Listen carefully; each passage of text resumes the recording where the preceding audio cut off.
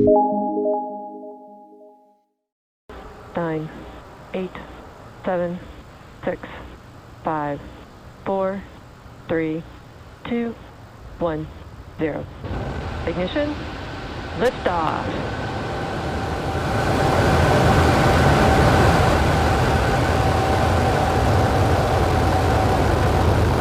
We'll pitch you downrange.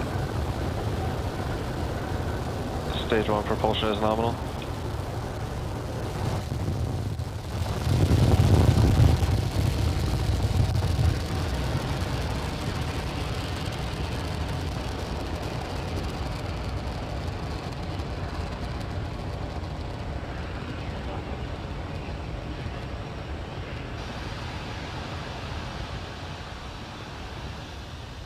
T plus 40 seconds, Falcon 9 successfully lifting off from Launch Pad 39A at the Kennedy Space Center in Florida.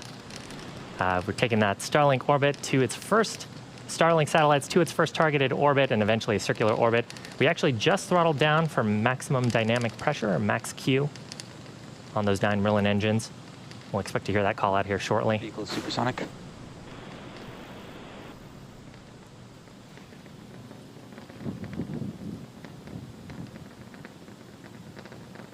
Max Q.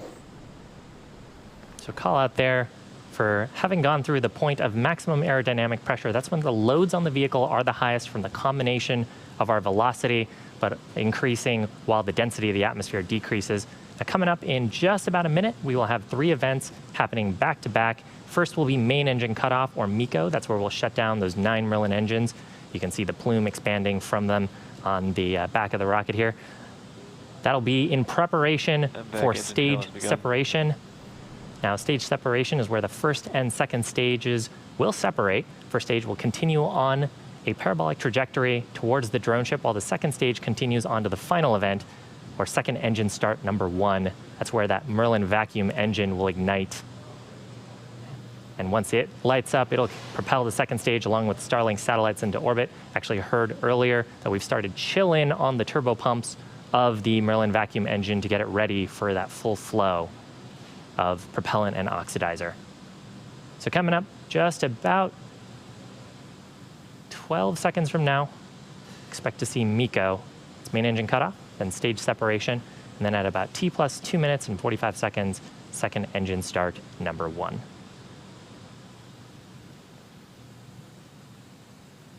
MECO. Stage separation confirmed.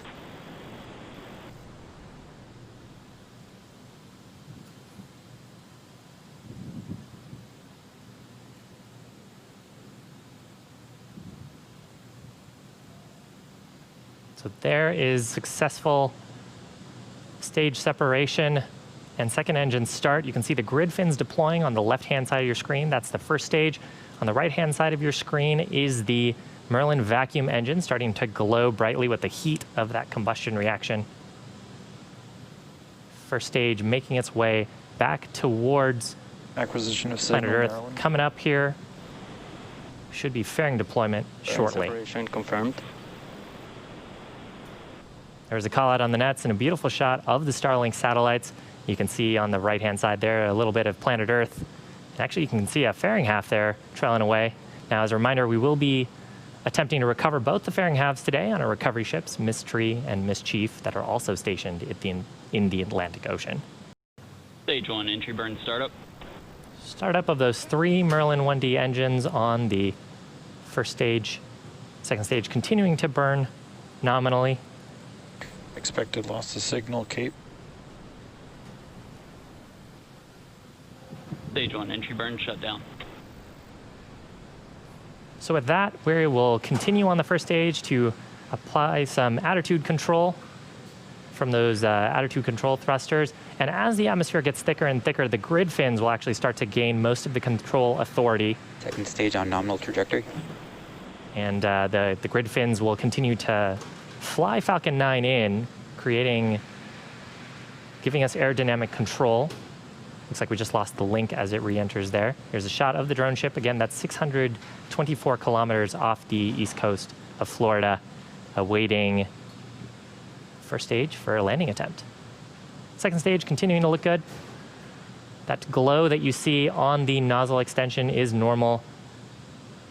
That's just from the heat of the combustion reaction radiating out to space through the nozzle. Now, part of the reason why the second stage has such a large nozzle is to try to get the most out of the propulsive gases that we're producing in the propulsion chamber. And so that allows the second stage to be a little more efficient in the vacuum of space. Coming up here, we expect to hear a call out for landing burn start on the first stage. That'll be just a single center Merlin engine. Landing burn startup. Shortly after, we'll expect to see landing leg deploy, and then hopefully a touchdown on the drone ship. Terminal guidance. Stage 1, landing leg deploy.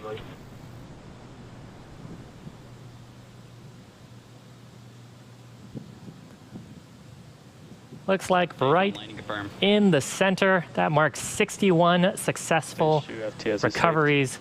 Third time for this booster. Now, coming up about 8 seconds from now, second stage is also going to shut down its engine for second engine cutoff number 1. Keep an eye out for that on the right-hand side of your screen.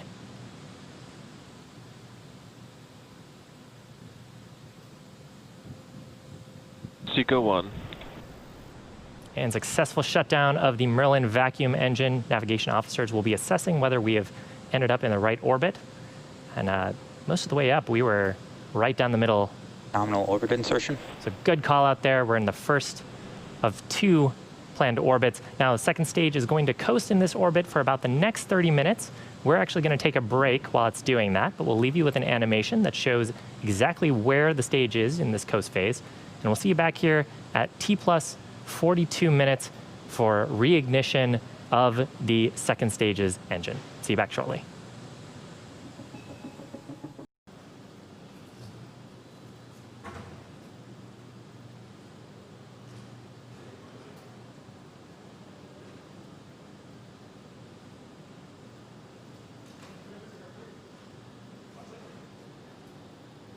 Starlink deployed confirmed. So you can see the Starlink satellites gently floating away from the second stage. Now, shortly they will, once they've had a chance to space out a little bit, they'll deploy their solar arrays, and over the next few days and weeks, they'll start to distance themselves out using their onboard ion thrusters to make their way to their final operational orbits, about 550 kilometers above the Earth's surface. So happy to see them off and on their way to complete their mission. And with that, it's actually going to bring our webcast coverage to a close. We want to give a big thanks to the Range and the Federal Aviation Administration for supporting today's mission. If you're interested in getting future news about Starlink, head on over to starlink.com and sign up for updates. With that, we hope you have a wonderful rest of the day and a happy end to Scrubtober.